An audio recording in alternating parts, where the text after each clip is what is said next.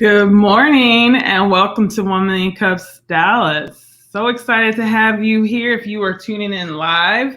And if you're watching this later in the week, I hope you had a great rest of your week because this has been a crazy one, I know, for so many of us. My partner in crime, Jessica, should be joining us shortly. She is in court today, not for that reason. She's actually there with some clients, so she should be tuning in with us shortly. But my name is Jasmin Brand. I'm one of the co-organizers for the Dallas chapter. I believe the Dallas chapter is the oldest 1 Million Cups chapter in the state, possibly. Jessica usually has all these facts, so she will correct me, I'm sure, when she hops on. But our goal is to bring the community together through entrepreneurship, and we usually do it by shining a spotlight on local founders. We normally meet in person, but with all things that were event related, we also too have gone virtual. And so we've been hosting this meetup virtually now since the beginning of the year, with the hopes of still connecting you to new founders, to new ideas that are happening here in North Texas, but also to keep our sense of community going.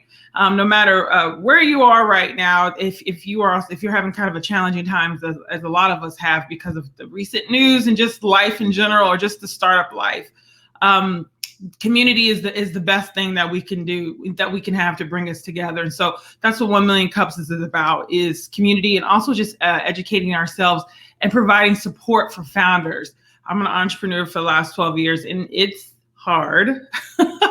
And if you're someone who's watching that is currently exploring entrepreneurship or has been in the game for a long time, you can agree with me too that sometimes it just is helpful to have the support of others. But 1 Million Cups also provides a platform if you're just looking to test some ideas out, if you need to get some feedback, if you just want to get your pitch refined. That's what 1 Million Cups is really cool about. It's a Kauffman Foundation powered initiative. And the idea is that big things can happen, bold ideas can happen over 1 million cups of coffee. So I have mine. I hope you do too. This is actually my fourth. Don't judge. It's already been a long morning and a long year already. But so excited because we've got two incredible founders that are joining us here today. Two awesome ideas too that I can't wait to introduce you to. But first, we've been asked, when is 1 Million Cups Dallas going to come back in person? As an introvert, I'm not going to lie, you guys, I kind of like this hybrid virtual. I do miss, though, in-person events. I really do. But I like having the idea, the freedom to go to so many different events now virtually. And that's been probably a positive for me, is being able to explore different chapters and different organizations from my home. But I miss seeing you all. I also miss our donuts. I'm not going to lie. I miss the coffee and those donuts that we used to have.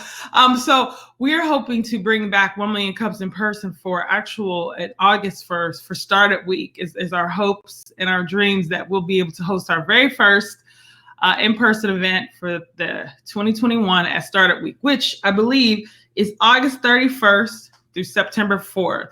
August 31st through September 4th is Dallas Startup Week, which is powered by the Dallas Entrepreneur Center. I believe by that time, the energy and the vibe in the community when it comes to doing in-person events, we should be at a good point by then. I'm hoping, crossing my fingers. And so it's our hope that 1 Million Cups can come back in person, live in full color for Startup Week. So stay tuned. Hopefully we'll give you some more details on that. Hopefully we'll probably bring on the deck organizers too, and Startup Week organizers too, to talk a little bit more about that. And I'm sure as we get closer to the big week that they'll have more details too. So, but the future looks good for us. Meeting back in person, having those donuts is near. So thanks for hanging with us. Thanks for supporting 1 Million Cups Dallas, not just our chapter, but all the chapters, because I'm not sure if you guys know this, it's all volunteer run. So, I have 50 million jobs for you guys that know me. I'm an entrepreneur based here, but really passionate about connecting women here in the state, and have a project called Her Texas, which is something I've been working on for the last 2 years. But big startup advocate, always here to help the community. And that's really reflective of all the organizers and most of the chapters across the state and across the country. We've got I would say 6 different chapters here in North Texas. And I believe there's a new one that's starting in South Dallas, which I'm really excited about and can't wait to support them as well. And hopefully we can all collaborate and come together and do some joint events too. So I want to get us started before my caffeine runs out. We've got an incredible founder now. This founder's been up earlier than me, so I really shouldn't even complain because he's been up way earlier than me. But I'm so excited to learn more about his company and also kind of introduce him to you all as well. I'm going to go ahead and bring Greg up. Greg, what's up? Hello, good morning from Denver. I'm here. I help run 1 million cups in Denver. So you do? Awesome. Yeah. That's the cool thing too. That's so cool. So this morning, both of the founders today are live and tuning in from different cities. So that's really, really cool. Tell us, before I hand over the mic to you, can you give us a quick little 15-20 minute spiel on what Zealous is? Yeah. So basically, the simple idea is that we think that more and more people are going live, kind of like we are right now inside of StreamYard here. And so what Zealous is kind of like a modern day toolkit for people who are creators, or businesses that are leveraging live, right? So we've gotten used to how to do posting and everything else on social media, and now we're doing it. There's a whole new live universe coming around with Clubhouse and streaming and all these other things. And so we're building tools to service that site. Okay, that is very cool. So without further ado, I will go backstage and I'll let you do your thing. You bet. And this is sort of like a part of our investor deck. So, feel free to ask questions if you No problem. We'll do Q&A after. All righty. Okay, so welcome. Yeah, as I mentioned, I'm Greg. I'm the co-founder of Zealous, and our mission is to provide a home base for live content and live creators. And so increasingly people are going live, and we're here to help. You probably don't know this, but last year, about 300,000 people on Twitch were paid about $2 billion from their fans. Now, Twitch kept 50% of that, but either way, that's pretty amazing. But the thing that's amazing to us is actually not that those Twitch people got paid, it's the 43 million other people who aren't gamers and aren't on Twitch that actually have access and hopefully an opportunity to make money doing the same thing that Twitch streamers do, but maybe not in the gaming domain. So what is the problem that we're solving? Ultimately, it's pretty straightforward. People are streaming all the time. You go on LinkedIn, you can go on Facebook, you can go on Instagram, you go on TikTok, you go on Snapchat, you can go live almost anywhere, but most of the time you can't get paid to do so, right? And if you're a content creator, all of your time is something that you're hoping to kind of convert into an opportunity ultimately, or some revenue, right? So lots of people are streaming. Most creators will go on live once a week. About 25% will go on live every day, actually. And consumers love it. We're eating this content up. We engage with it a lot more. And creators starting to recognize it as an opportunity, as a way for them to make money as well. So, you may be wondering, like, why are we doing this now? Why is it important? And why should we be thinking about this now? Well, guess what? Like, this is what we do. Like, I don't think it's just pandemic related that we were all locked in. Before the pandemic, there was 100% growth in live streaming consumption. And then after the pandemic, it just went nuts, right? Because everyone was home. We had no choice but to actually be sort of online and streaming stuff to each other or with each other constantly, right? So live content does better. It's easier to make. It's omnipresent now. Everyone knows how to consume it. And guess what? You can make some money doing it. So this market is growing fast. In case you aren't familiar with the space, the creators, the influencers out there, there's about 50 million of them, right? 2 million are full-time. This is the only thing they do. And there's another 48 million in the wings that are hoping to sort of get there. And that market is growing 11% year over year, expected for the next couple of years, which is pretty amazing if you think about it. The other thing that's happening, though, is that creators themselves are actually able to monetize their fans much more directly, much more quickly as well. So, OnlyFans, which tends to be kind of adult, a little bit racier content, they have about 1 million users, and they paid $2 billion out to those people last year. Twitch, as I mentioned, had about 300,000 people who were making about $2 billion. Another service called Patreon paid out about $1 billion to about 250,000 creators. And then Cameo, which you may have heard of, is like sort of celebrities. They have about 30,000 people, and they paid about $100 million out to people. So it's just still the beginning of it, right? Like, only a tiny little piece of this audience is actually monetizing, but even that monetization is pretty good already for them. So what have we made? So Zealous is basically a suite of tools that makes it easier for you to go online and ultimately turn your live stream into a revenue stream, right? There's two big primary pieces. One of them is like what we call the Zealous Space. And this is kind of like, if you've seen Linktree or anything like that, it's a link in bio tool. It gives you a homepage, but what it really does is it makes it easy for your fans to find out when and where you're going to be live, right? Because if you go live a little bit on Instagram, you go live a little bit on Twitch, you go live a little bit on Facebook, etc., people have to figure out where to follow you, what time they can make it, etc. We take care of all of that and let you build your own homepage in a few seconds to power that experience. Then when you do go live, we provide the Zealous Studio, which is a set of tools that you can use alongside your live stream. It could either be in real time, it could be the primary experience, or it could be sort of an embedded experience. But what it does is it gives you polling, chat, Q&A, and a whole bunch of other things automatically around your live experience, regardless of which tool or platform you're actually on. We then also provide like a CRM. So we track all of your followers, build you a mailing list, let you do messaging out to them. And then we also provide tools to monetize. This is the important part, obviously, right? But we give you the ability to capture tips, to charge tickets for access to events, and then, of course, hopefully to charge and build subscription business around access to you, right, through your live stream. This is the product ultimately. These are some of the widgets that you can put on your homepage. This is what the studio looks like. As I mentioned, it works in a few different ways. You can use it like alongside, say you're in Clubhouse or Twitter Spaces. You can use this in your browser and also interact and consume this content. You can use it in a hybrid mode. So much like we're streaming out somewhere else, we could take that embedded stream and put it here and then have chat and Q&A and everything built in right here. And then we have a fully embedded live streaming platform built into our product as well, in case you don't want to use any of those things. And it's like you're just getting into live streaming. If you want to go live, you can go live with us as well.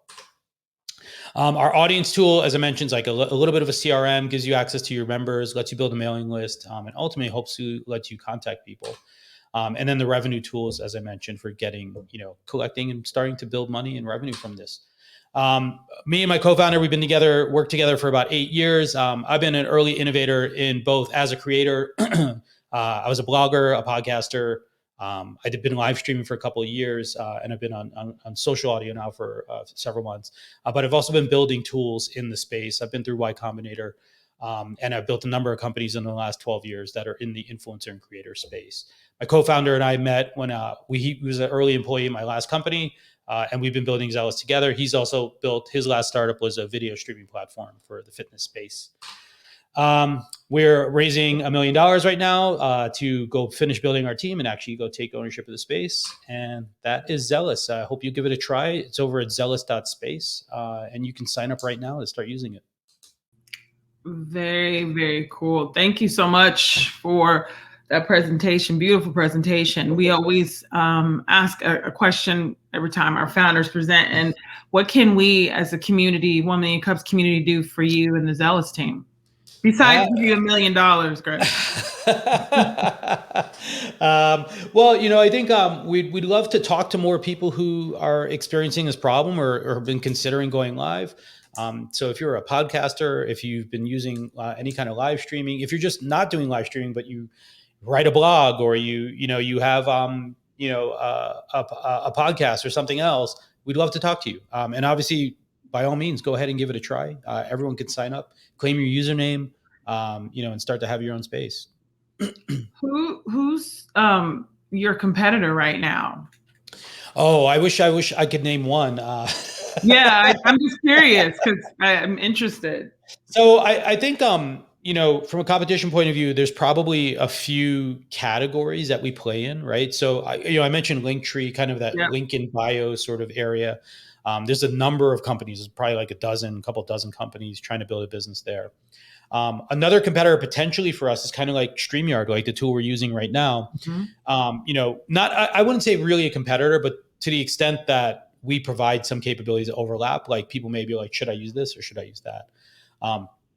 And then the other category I would say is the people who are helping people directly monetize. So say like I mentioned OnlyFans or Patreon. Sure.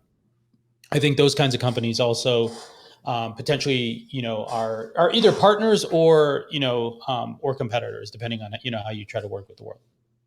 Yeah, and you mentioned those categories is still so new, right? And even Clubhouse, we're Mhm. still are even exploring the possibilities for that.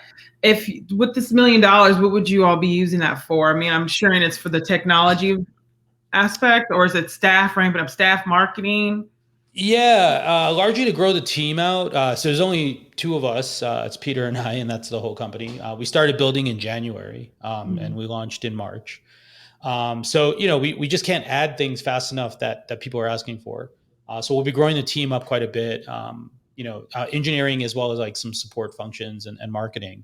But also, we're running a live streaming platform, so it's kind of expensive to support. But Yeah, we expect that that $1 million should last us 2 years, get us to break even, and then give us the opportunity to sort of go out.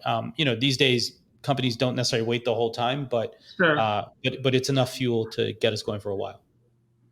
And then finally, I'm assuming that this well, you're from the content world. You've been in the space for a little bit, and we now know that Zoom has now become part of our language. It's like Uber kind of changed. It's turned into a verb now too.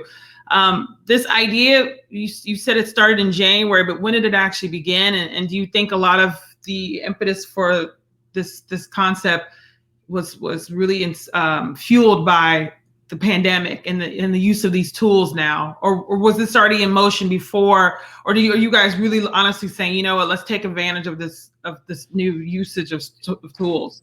Yeah, I kind of a little bit of both, right? So I think like I mentioned earlier, live streaming has been growing significantly before the pandemic, and the pandemic Mm-hmm. only just added a bunch of gasoline on top of it. But I think more important, I believe that like sort of this generation, this whole class of entrepreneurs is significant and meaningful to the future, right? Like we've got enterprise, we've got mid market, you got SMB. I think creator is an economic class unto itself, right? Mm-hmm. Like I said, it's not a trivial number. There's 50 million people who are like doing this for a living. 30% of kids say they want to be a YouTube influencer, or 30%. 30%. I know. I don't know. Wow. You can judge that whichever way you think, I'm not right? that little 8 year old that's killing it. That little eight, the one that does the reviews. I'm hating on him Yeah, all day long. yeah, So I but agree. and that's my point though. Is I think being able to be expressive and to communicate and entertain and educate people, I think is a powerful thing to Mm. support. So we were working on this.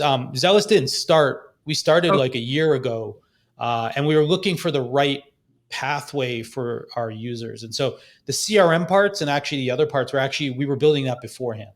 But I think that what we found was that the live streaming space had the most neglect in terms of tooling Mm. and so it presented the Interesting. best opportunity. And so that's why we decided to move into sort of leveraging live streaming as the sort of starting point for Zealous. Got it. Totally makes sense. So finally, how do we stay in contact with you? I know it's zealous.space. Are you all on social? Just give us all the ways to connect. And then finally, too, you sounds like you've started several companies. You've been in you've crossed over to this crazy world several years back. Can you share some advice too? Because our community here in Dallas is a good mixture. We've got seasoned entrepreneurs, but we have Mm-hmm. so many new, and Texas in general is booming for founders. So can you maybe share some of your best practices, advice, lessons learned? Sure. So a couple of things. Like you can obviously zealous.space is our website. My email is gregarious@zealous.app, which is our primary domain. Um, and feel free. I'm sure you'll be able to pass that info Yep. along. We are zealous_app on Twitter. I don't think we have an Instagram. We're in a couple other places, but I'm not that good at social media, largely because of time constraints, not I'm because I don't sure. believe in it. But I think in terms of advice, yeah, I have been an entrepreneur my whole life. This is my 14th company, actually. 14th. Yeah. Wow. So I've mostly bootstrapped my businesses in the past, and I've done a couple of venture-backed ones now as well. But I have a tweet actually. I'm gregarious on Twitter, and it's my Mhm. pinned tweet. And so someone had asked like for advice for an 18-year-old kid was asking for advice as an entrepreneur. What do you know now? So I'll share my 5 tips that I gave him. Um, I said that number one, you're likely to fail, and it's okay. Number two is that if cash doesn't kill you, your co-founders might.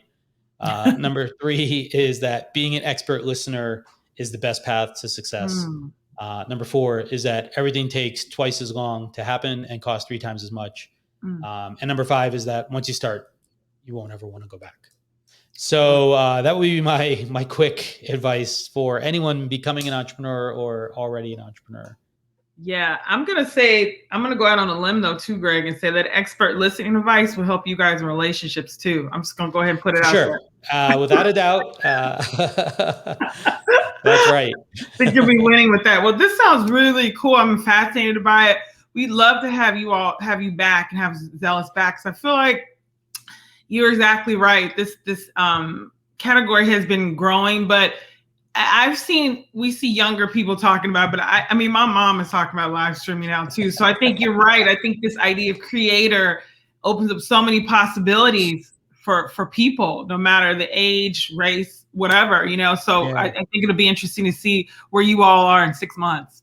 I appreciate that, and I hope hopefully I'll come visit in person. That'd be awesome. We'll have to have some margaritas and Tex-Mex when you come. Yeah. Well, I met Jessica through a friend, but we do a room every morning on Clubhouse, actually. Okay, got it. That's why your name looks familiar. Okay, yeah. See, if she was on here, she'd be telling me, Jasmin, here's another reason why you need to be obsessed with Clubhouse. I'm on there, Greg. I just haven't crossed over yet. Well, she would be complaining about my sass and something or other right now if she was here. So I'm sure she'll do it when she comes on. So she will. Don't worry. Okay.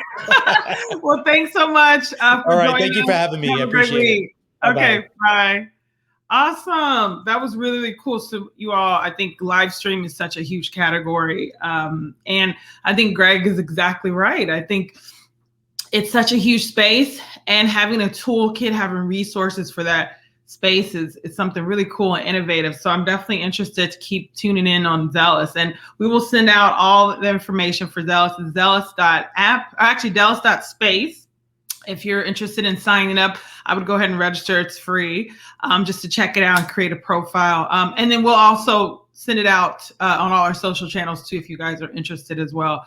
I'm so excited to follow Zealous, and I love the name too. I'm a huge person about names. I think Zealous sounds really cool. So thanks so much, Greg, for joining us. So next up, we're going to have Dominic. Now we have another founder who has a tie to Dallas, but is not in Dallas.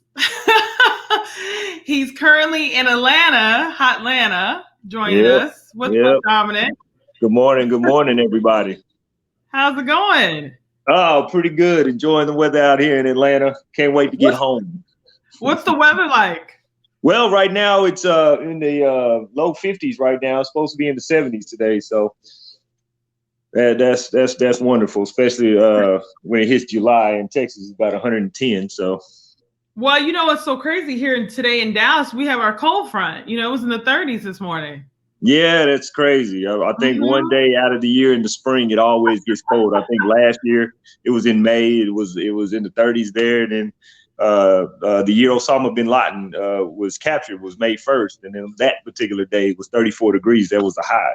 So see, these are the things founders know. Just two interesting facts like that. Dominic, only you would remember what the weather was like on the day Osama bin Laden was captured. But this is why it's weird. It's weird. This is why I want to definitely learn more about you and also learn about Easy Speak. So Dominic, can you share with the 1 Million Cups Dallas fam a little bit about your founder story? I know you're based here in Dallas, but can you tell us, how did you start Easy Speak? What was your background? All right. So my background is we own a security company. It's a legacy enforcement agency. And the Sandy Hook school shooting is actually what inspired Easy Speak. And so I did a little research, and I found out that out of the active shooters, all but one were because the students were bullied when they were in school and then decided to come back and retaliate afterwards. So a lot of the school shootings are out of retaliation for people who can't defend themselves or abide by the code of the schoolyard, which takes your voice away, in my opinion. And so the question was, how can I create something where a student can remain anonymous and not be afraid to speak out? Because a lot of times in one of the commercials that we were actually thinking about shooting was it was a school shooting that happened in 1989. A kid came to the school. It was in Chicago. A kid came to school with the gun. His friend saw the gun, said, "What do you need that for?" And then he didn't say. And then a counselor came to him and approached him and said, "We heard that your friend had a gun." He said, "No, I don't know what you're talking about." So the guys that were bullying his friend came up to him. He pulls a gun out. He just open fires, shoots blindly, misses everybody, but hits his best friend's girlfriend, and she ends up dying. And had he have said something, then then the situation could have been different, or a different outcome. Yeah. So a lot of people go by the code of the schoolyard, and one of those is no snitching, and that carries on into the street life. And so that actually, to me, is bad, because you're cutting out accountability, and B, you're okay with incidents like that happening, where somebody can lose their life. When a man has a gun in their hand, or a person has a gun in their hand, and they hold it up to another person, you're basically making a decision that a higher power, or God, should be making.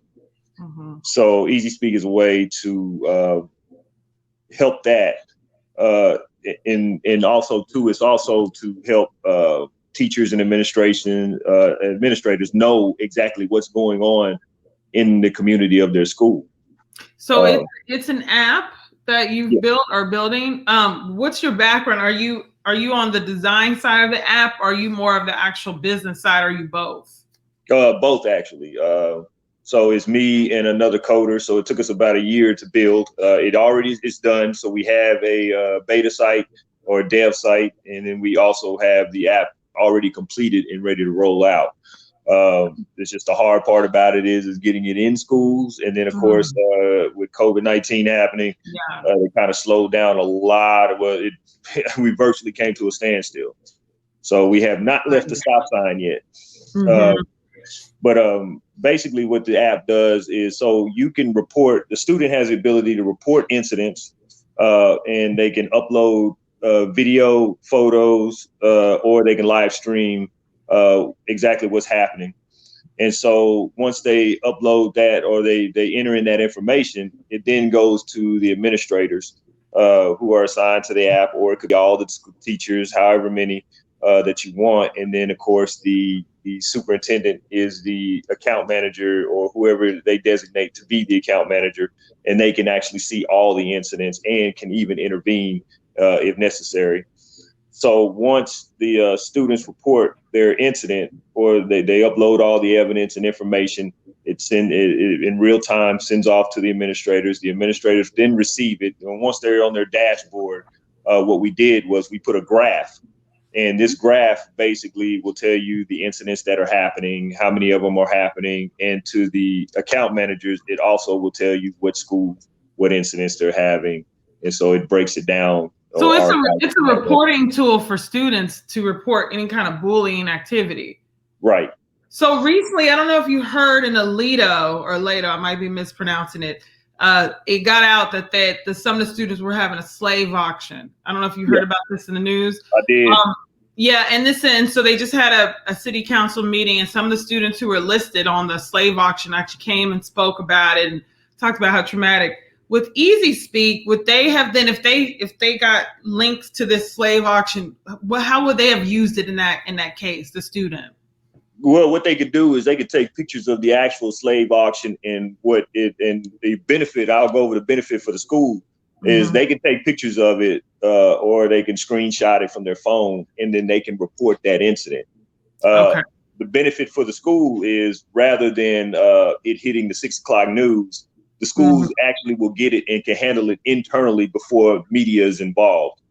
So it creates an ecosystem to where, or a biodome, if you will, so that nothing, the only thing that leaks or filters is if they leak it. But the schools have the chance to internalize it, rather than most of them hearing about it on the 6 o'clock news or receiving that email. Okay, that's really cool. I know with bullying, a lot of it is just the fear of reporting on the people that are bullying you. So if Right. the student reports, let's say the slave auction incident, when they report it, does it give the administrator the student's name or is it a username? Because I think that's a lot of the No, fears that if I bully, I'm going to get beat up or, ostracized. you remain 100% anonymous, and that's on both ends. So you don't know the administrator so the administrators have the ability to enter in a chat. So once they receive the incident, they then can initiate a chat conference, and it's like sending a text message back and forth, but both will remain anonymous. The only way the student will be identified is if you just go through an extensive process of elimination, or if the student chooses to identify themselves. Okay. Okay, that's very, very cool. So, I know COVID definitely impacted, your ability to roll this out, but online bullying is at an all-time high for sure. What are your plans? You and your co-founder, your plans to start to get in front of those schools, especially now as they start to open back up? Because it sounds like that was the challenge, is that things were kind of on hold while the schools tried to deal with COVID. Now that the schools are opening back up, what's your plan now? Okay, so the hard part about the schools is the politics. So we have not found the right person. So we originally went to the mayor of Prosper, and we talked to him, and then we found out that the school districts operate different from the city. So we had to go to the superintendent. Of course, the incident happened to the superintendent, which which slowed us down to present it.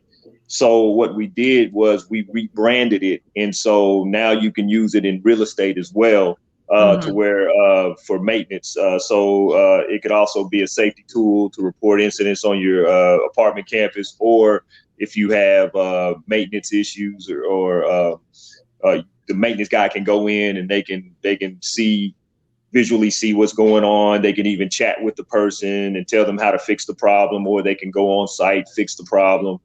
And then, so is your hope to have the two separate divisions? So like if we go onto Easy Speak, if we go onto your website, is the hope to have the two divisions, or are you really wanting to lean with the education focus? I want to actually lean with both of them. You can use the app in so many different directions, whether it be in real estate, or if we even had the idea to use it in the senior citizens' homes to report incidents and so forth. So we rebranded it into different directions. Now, as far as the education, it's going to have some features that the real estate side won't have. For instance, so say a school shooting does happen. Well, what the administrators can do, and parents also have access to this as well. So what the administrators can do is it has an emergency alert button on it. So if an active shooting is happening, they can activate it. The app then shuts down. It notifies you like it's coming in, like a weather alert. The alarm goes off, and then it'll know that you need to call your son or daughter that's in school. And even parents can have the ability to report bullying without their son or daughter even knowing that they reported them. So they can see the online bullying. They have the capabilities of sending it to the administrators. Yeah, I think this sounds really fantastic. I think it's always branding and marketing, but it's also the relationships too. I think going into the superintendent and going in that route, yes, it's gonna be challenging, right? Because this idea of transparency and optics is still challenging for a lot of schools. They're still trying to figure it out. Some don't have a full-fledged communications team that's around it. I almost wonder if you go in through an organization that works with the schools, that you could build an alliance with, because I feel like it's going to take a cosign, if you will, right? So but I feel like it's something that's needed. The students are already on their phones anyway. It's something that they can download pretty quickly, which sounds really cool. I think though, getting some cosigns from it, parents groups. What other outreach have you done in order to get some partnership? What we're trying to do is basically we have to raise capital, or it has to get to a venture capitalist who has the manpower to run it, because I've done the math. If you've got 4 schools and say they're all 6A, so that's about 5,000 students and up. And so if you've got 6A schools, by the time we have 5 schools, data-wise, we would be overwhelmed in maintenance. We would have to have a whole IT team to come in and kind of do the maintenance, especially with false reporting. We have the ability to track on phones who's doing the false reporting. Only we can do that. And we can actually shut down features on their phone so that they can't use the live streaming. They can't use they can't upload photos. They can just only report. Or to a point where we can so just the shut cost, down. as it expands out to different schools, there's a cost implied. But as of right now, because I'm a big, huge proponent of holding off on VC as long as you can, right, and keep it 100%. And right now, it sounds like you just need 1 to 2 schools to test some case studies and test models. So I feel like with any request for funding, specifically, I think in Texas, if you have not already raised the capital yourself, or have not already put a significant amount of cash in, the next best thing is users. I mean, I think that's the next best thing for somebody who's investing. It's like, if you don't have the cash you've put in, how many users do you have? So I think that's something, if you were to partner with the right school or district, maybe that could be a good first step.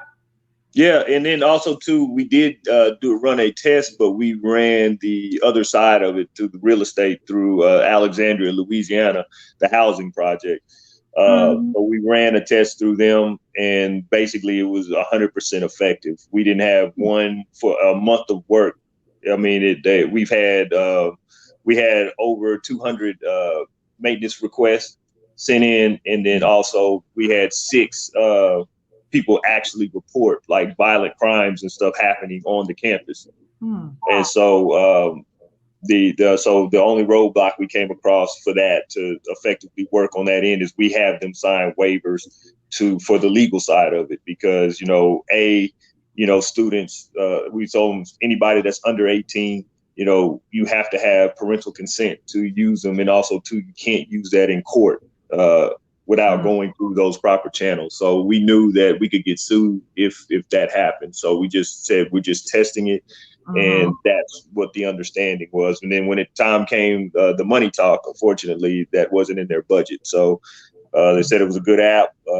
They just wish we could lower the price and basically work, which to me is not really that expensive, especially if you ask. That's relative, though. Relative and subjective. It is. Yeah. So how do people find it? Can you give us the contact information? And 2, have you thought about becoming a registered vendor with the districts? Yes. So you can get in contact with us as easyspeak.com, and it's spelled different. So it's EZSPEEK.com. You can get us through there. Here's a question for you from Shaylin. She says, "Are you a nonprofit, Dominic?" No, we're not a nonprofit. Okay. All right. So EZSPEEK.com is the website. Right.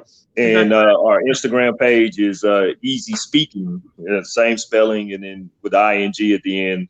And that's our Instagram tag. So we try to upload positive, notes for the day, stuff like that, bullying facts and everything. So. Okay. So I think to her question and point 2, I think thinking about the business model is something interested. I think also if your goal is to partner with districts, because from a scalability, getting in with the district would make the most sense, whether it's a small one or a big one, because then you're going to have access to so many of those schools. And I think to Shaylin's question too, there probably will be buckets of funding available if there was a nonprofit arm or something that was part of your business model that was available here too. I think becoming a registered vendor could be interesting. The idea of education plus technology is huge right now. From a media PR perspective, it's hot. It's a hot topic. So I think, it's something that is needed right now. We've seen a barrage of shootings already starting to take place too. So I think there's a space for it. There's a program called Leadership DISD, and I'm sure they have multiple of these too, where it's a leadership program where business leaders get together to learn about how to innovate in education. I think organizations like that would be great for you to start to develop partnerships too, because I think, and then as you're trying to ramp up and find the actual clients that will pay, I think getting actual partnerships, the more partnerships and cosigns that you can get. So when you do come in to a client that you're hoping to actually monetize, that you can come in and say, it's not just us, because I think it's helpful in the beginning when you're new. Shannon said, partnership with a nonprofit. I think that's a fantastic idea too, that has a common cause.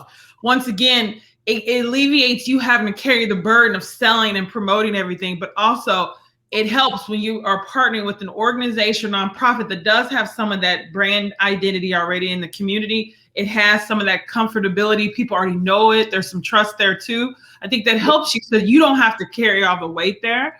Here's another thought too. I agree, Misha. I think the idea sounds fantastic. And I think it's definitely something you need to keep moving forward with it. I'm sure it's been challenging too. You probably have gotten some pushback. Anybody that's tried to work with schools know it's like, to me, going to churches.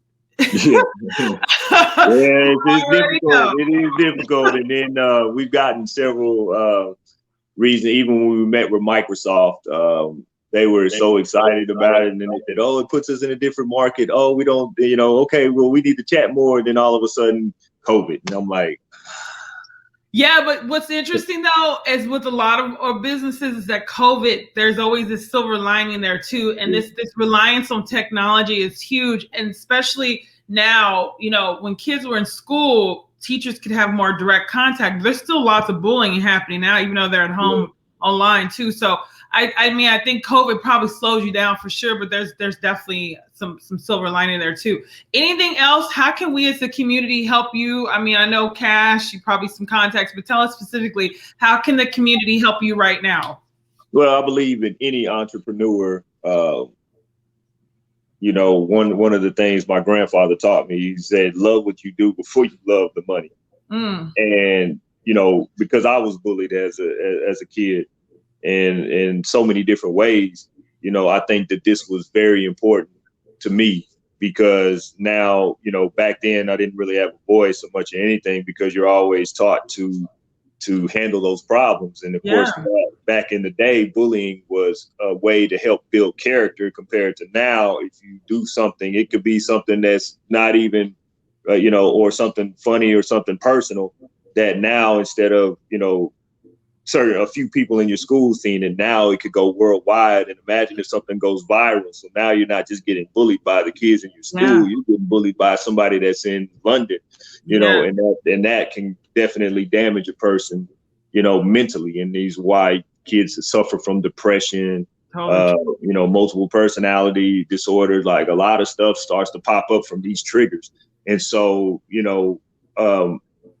one thing that anybody could help with is just the right people to talk to so we can get this spread out, because this is not something that should be kept in. It should be something that the world needs to have, because this, bullying, you can't stop it. Hate, racism, they're elegantly designed. They're by the time you have one incident solved, two more arise. Sure. And then you have to work through those. And so you have to keep going. And so this app, I believe, is going to help eliminate that, and it's going to evolve right with it. Yeah, I agree. So I'm going to agree with Misha too, putting my marketing hat on too. I think if you are a app or a technology driven company, like the focus on social and digital, which is like a full-time job, is so important. So Misha's comment about getting the page updated, it's local, community oriented, they can reach details with city councils, ISDs, educators, parents, and other entities who can utilize the program. I agree. I think that comes back to this idea of partnership. So I'm going to definitely put out something here too, because I think we always ask the founders that present how we can help you. But I think today, is the way we help each other out, right? So if you think that you have an idea for Easy Speak or Dominic, if you'd like to connect him with a school education, or if you have a resource that you think would help move his company forward, please contact with him. Dominic, what's your email address, or what's the best way for people to contact you?